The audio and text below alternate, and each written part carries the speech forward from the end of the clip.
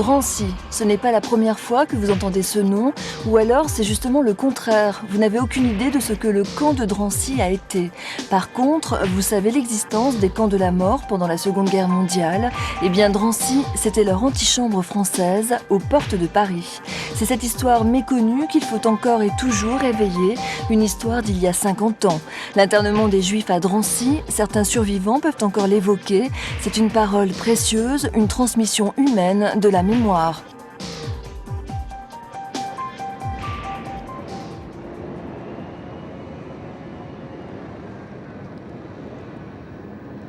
Aujourd'hui, la Cité de la Muette est un ensemble d'HLM comme il en existe beaucoup à travers la France. Mais cette cité a toute une histoire. Entre 1941 et 1944, elle fut un camp d'internement pour la population juive qui vivait en France.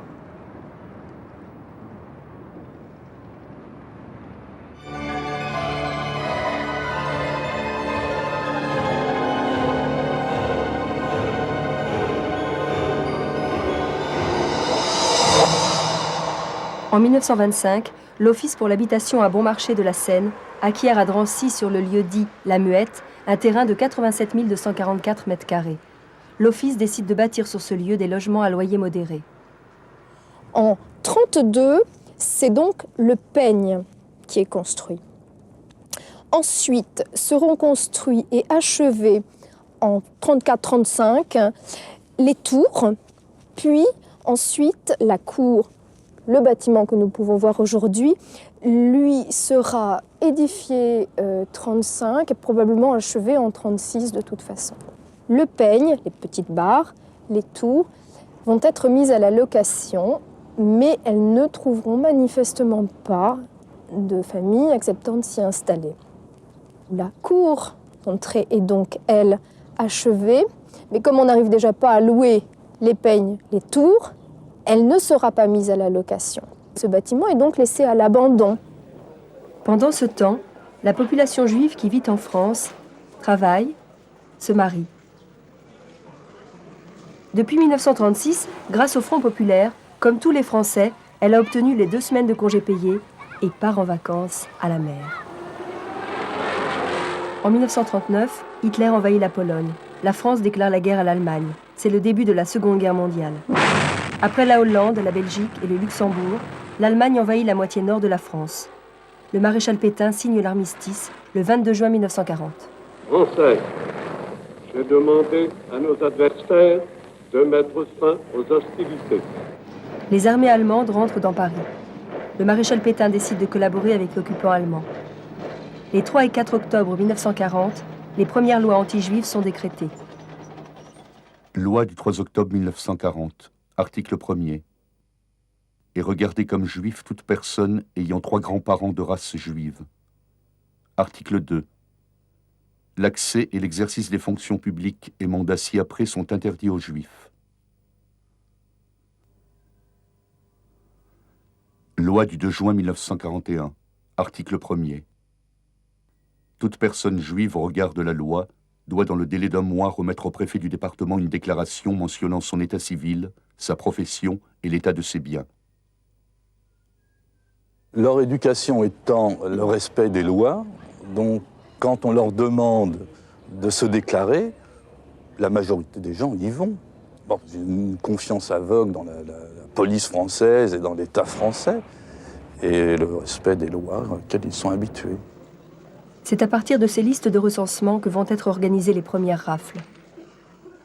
Les ressortissants étrangers de race juive pourront être internés dans des camps spéciaux par décision du préfet du département de leur résidence.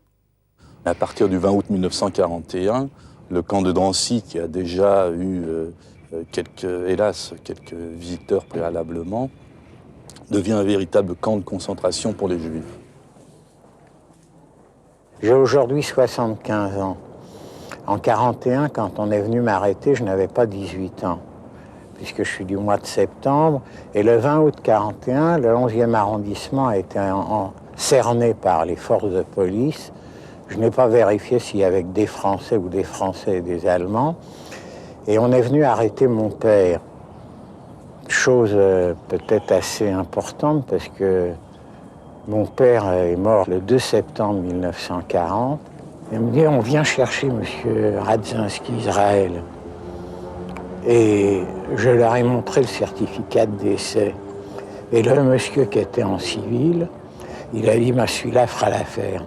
C'est comme ça que j'ai été embarqué entre 5h et 6h du matin. J'étais à environ 200 mètres du commissariat de l'avenue de Parmentier. Et on m'a emmené ici au camp de Drancy. En 1941, le camp de Drancy se présentait différemment. En effet, il n'y avait pas de voiture, pas d'arbres entre les bâtiments. Le sol était recouvert de mâches-fer, de cendres de charbon. Au fond de la cour se trouvait la baraque de fouilles. Sur les côtés, il y avait des barbelés.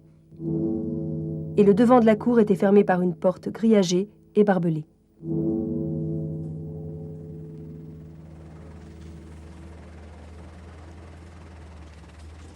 Alors je suis parti strictement sans rien. J'avais une chemisette, une veste, un pantalon et des chaussures. Je n'avais même pas de brosse à dents. Et je suis arrivé ici, il faisait beau. Au mois d'août, il fait rarement mauvais. Et ça a été... C'est difficile, sur le coup, on réalise moins, mais on s'est retrouvés dans la journée. Il y a eu plus de près de 4500 personnes, rien que des hommes. Alors j'ai été arrêté, j'avais pas 18 ans. 4232 hommes sont internés le 20 août 1941. Rien n'est organisé pour les accueillir. Très vite, leur condition physique va se dégrader. Avoir faim, j'ai eu faim comme tout le monde. J'ai pas reçu de colis, j'ai jamais reçu de lettres. Hein.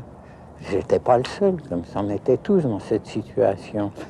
Mais je sais pas si vous vous rendez compte que derrière ces latrines, hein, c'est-à-dire du côté intérieur, on jetait les ordures du camp.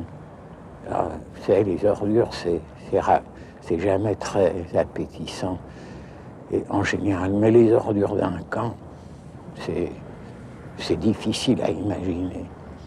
Et j'ai vu des gens se précipiter, ils attendaient, ils se précipitaient pour essayer de trouver un trognon de céleri, de saloperie. Hein.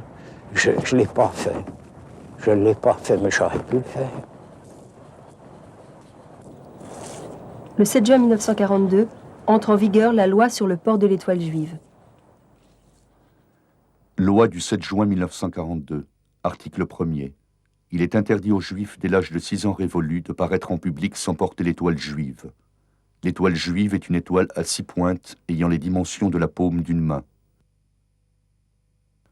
Elle est en tissu jaune et porte en caractère noir l'inscription « Juif ». Article 2. Les infractions à la présente ordonnance seront punies d'emprisonnement, telles que l'internement dans un camp de Juifs. Le 16 juillet 1942, une rafle a lieu à Paris. 13 000 Juifs sont arrêtés, hommes, femmes et enfants. 7 000 d'entre eux sont regroupés au vélodrome d'hiver, le Veldiv. Les 6 000 autres sont internés au camp de Drancy. Je suis né en 1942. Mon père était déjà interné à Drancy quand je suis né. Et ma première sortie a été pour Drancy. Mon père a pu me voir à travers les barbelés. Ma mère a pris tous les risques pour venir me montrer le petit garçon qu'elle avait eu. Et à travers les barbelés, il a pu me voir avant de partir pour Auschwitz-Birkenau, où je n'ai plus de nouvelles. Parce qu'il est mort en 42, 43, 44, 45 peut-être. Dans la Grande Marche, je ne sais pas. J'ai absolument aucune notion de sa disparition. Drancy est l'antichambre des camps de la mort. Drancy est le symbole de la déportation des Juifs de France. Du 22 juin 1942 jusqu'à la mi-juillet 1943, les départs ont lieu ici même, où on peut voir la gare du Bourget. Cette place était vide. Le RER ne circulait pas encore. Les entrepôts n'existaient pas. Pas plus que les immeubles qui n'étaient pas construits. La place où arrivaient les autobus était reliée directement aux voies ferrées.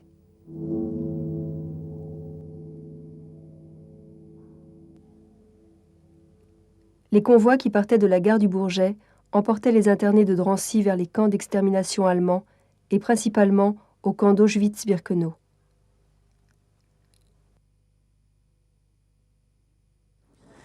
Je connais la ville de Drancy parce que j'y suis née. J'y ai vécu toute ma petite enfance. Et un jour, j'étais au bureau de tabac, le Celtic, qui était devant la mairie.